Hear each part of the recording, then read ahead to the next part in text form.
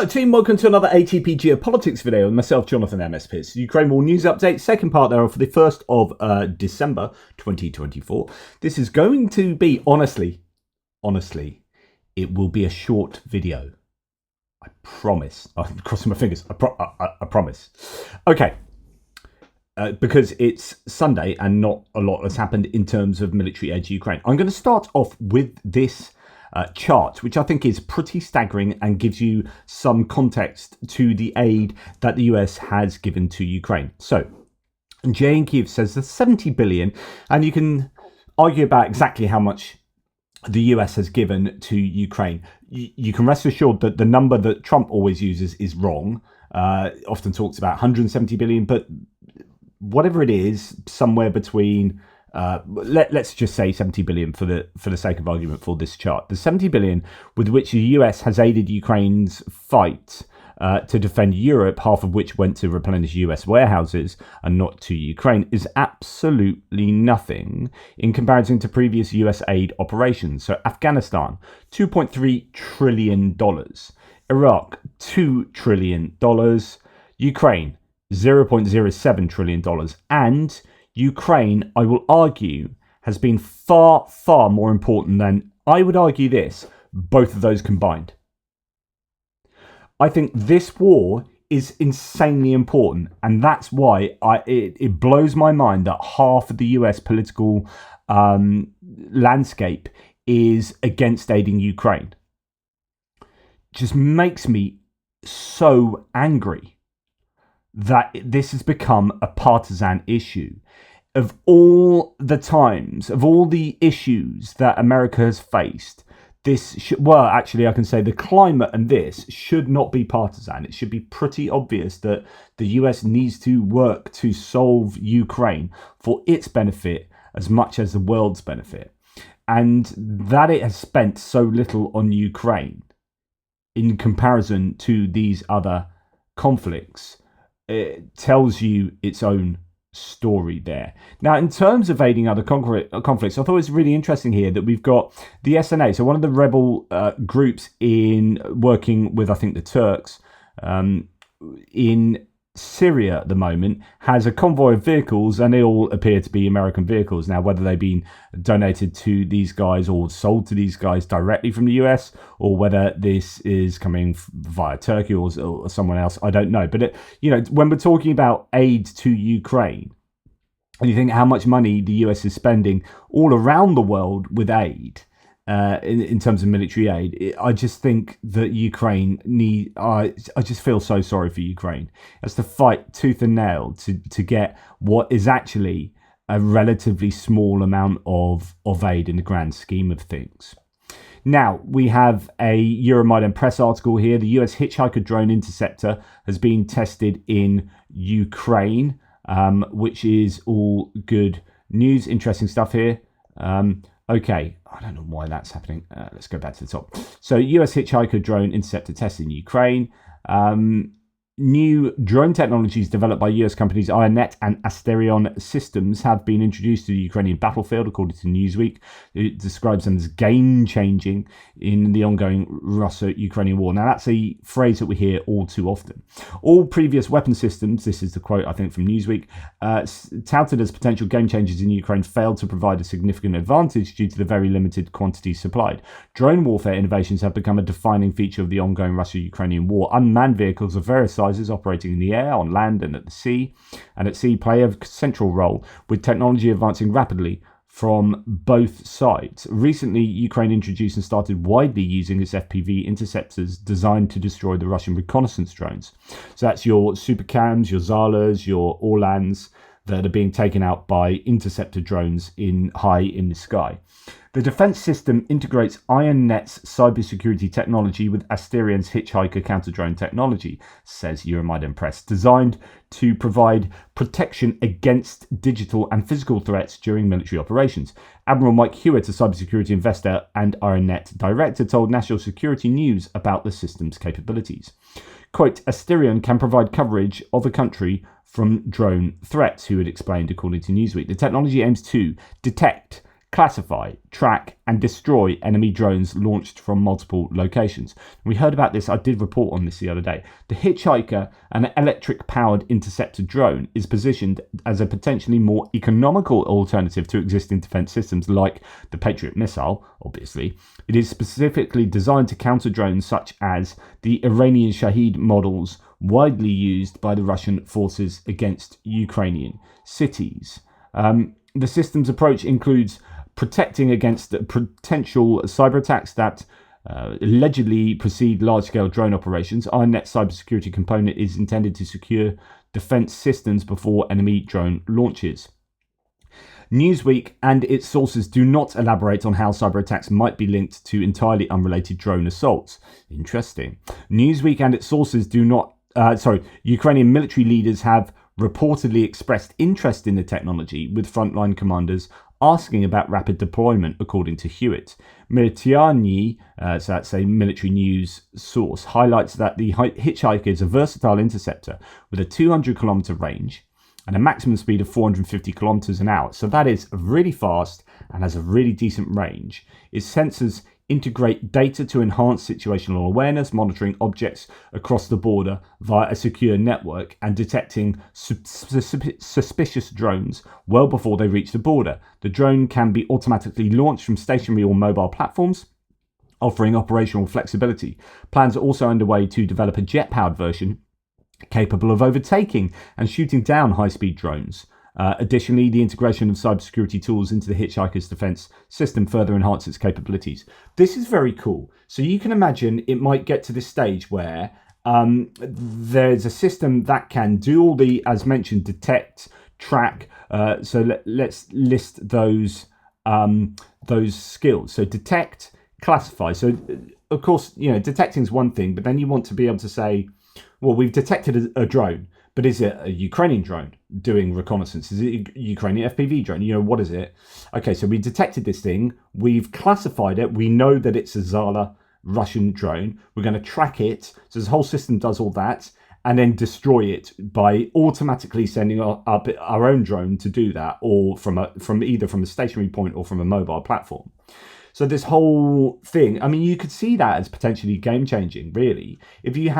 If this was able to be scaled and you had hundreds of these sited right across the front line, maybe thousands of these that are being sent up automatically to go and intercept Russian drones, be able to detect and classify and take them out, then that would be immense for the Ukrainians. So it's going to be interesting to see how that develops.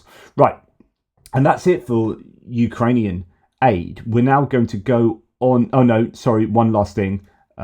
This is 200 generators collected through donations being sent to Ukrainian army units from France. It's the Association pour l'Ukraine, pour la liberté et la nôtre, for their liberty and ours, for their freedom and ours. This is really good news. French sending out a lot of generators, and this is going to be a time that they need them, although thinking of sort of winter, but it actually looks like these are going to frontline units, so being able to do their activities on the front line with power and whatnot. So excellent stuff there from the French. Right, I actually did link this the other day, but I don't think I actually talked. I forgot to read what was on the screen. I think it went on to the next thing. I've talked over the last couple of days about deserters, Ukrainian deserters, and I mentioned this morning in the last video that some of them have gone back to the units, but also that there's this amnesty. So Ukraine might be about to get serious on AWOLs, on deserters, which my sources say has reached 17 to 18%, though some do return. Wow, so that's almost 1 in 5 soldiers. So 1 in 6 soldiers there desert. You get 6,000 soldiers, 1,000 of them are going to desert. Now, if that's the case, if that's the actual statistic, that is phenomenal and that is bad. So far, policy has mostly been to turn a blind eye, now warning of criminal responsibility for those who have not returned to units by January the 1st. There's this amnesty to get you back before January the 1st. You've got a month to get back to your unit, otherwise you are breaking the law and you will be done. There will be a criminal prosecution of you for going AWOL. That is getting serious, and I guess they need to do this because they need boots on the ground.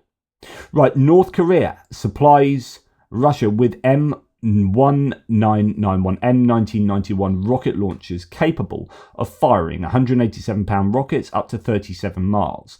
The DPRK, so the North Koreans, have sent 100 artillery systems, millions of shells and troops to aid Russia. This is yet another example of how, I mean, I've talked about this before, how they're getting MLRS. Last I heard, they had 62 MLRS and 62 self-propelled guns. But that might well be going up. I don't know whether this is stating that they have 100 artillery systems, whether that's 100 of these, or whether that's the 124 I've just mentioned. Millions of shells. They've arguably received up to 9 million shells with, is it something like 18,000 shipping containers have found their way from North Korea to Russia. And those deliveries are, each of them is causing Ukraine a headache. This is prolonging the war for a start, and it's prolonging Russia's ability to attack, and something needs to be done about this. There's been a very deafening silence from Western allies concerning this. I mean, yes, okay, the US has lifted restrictions. That's supposed to be what was done in retaliation to this.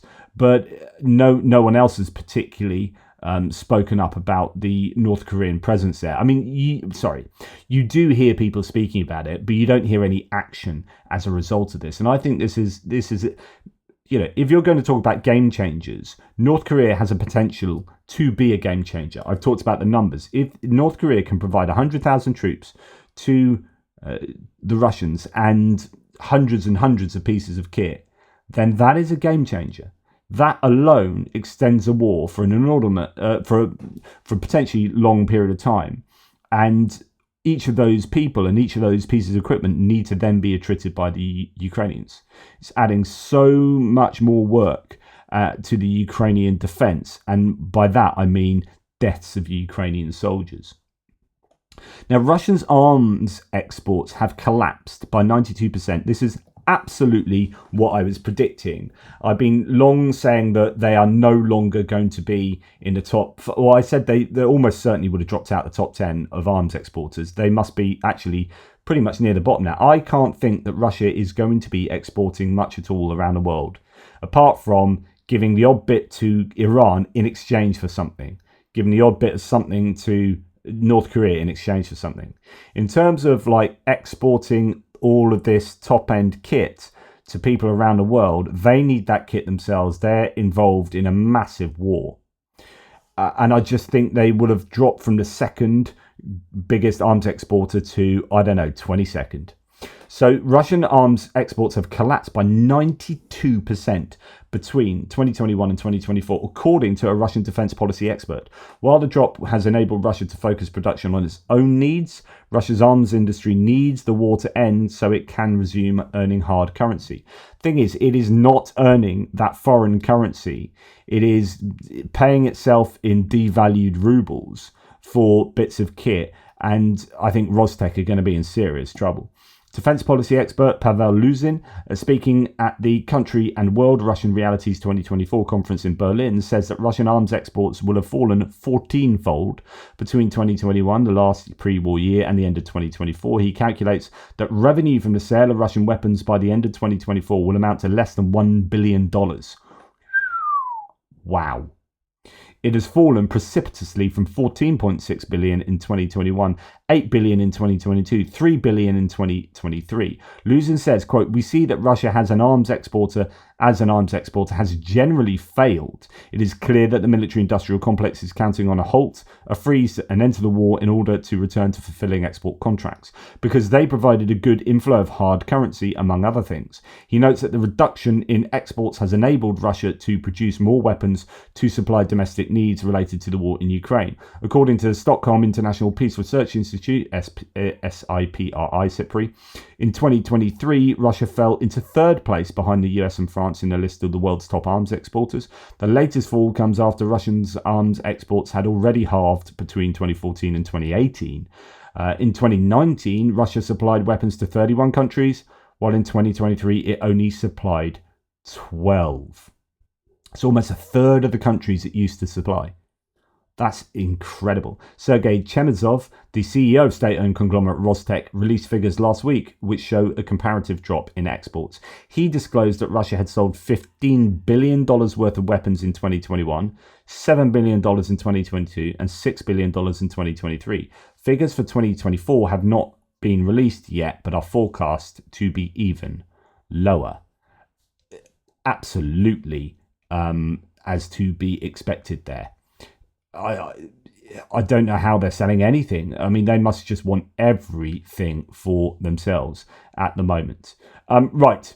And you know, it's not a case so much that there are all these customers that they would otherwise be selling to. You would have now a lot of customers going, oh my God, your stuff's not doing very well. We're not going to buy from you anymore. So it's a mixture of we can't fulfill orders, but also we aren't getting the orders. And we aren't getting the orders because our kit is being shown on the battlefield, on the ultimate testing ground, to be not as good as the American kit, to be not as good as the French, German, South Korean, whatever kit. And so as a prospective buyer, we are going to look elsewhere now. And you've had countries like India and China. So you've those two options, those two problems. The third problem is countries like India and China, who have historically bought a lot of stuff from Russia, are also ramping up their own production as a part of their geopolitical, industrial, military strategy. So rather than rely on Russia and then they have to maintain your kit over a long period and you're dependent on them and also they hold the key to your national security, you want to build your own stuff, and then that stimulates your own economy, and it means that you're not dependent on a third party when it comes to national defense.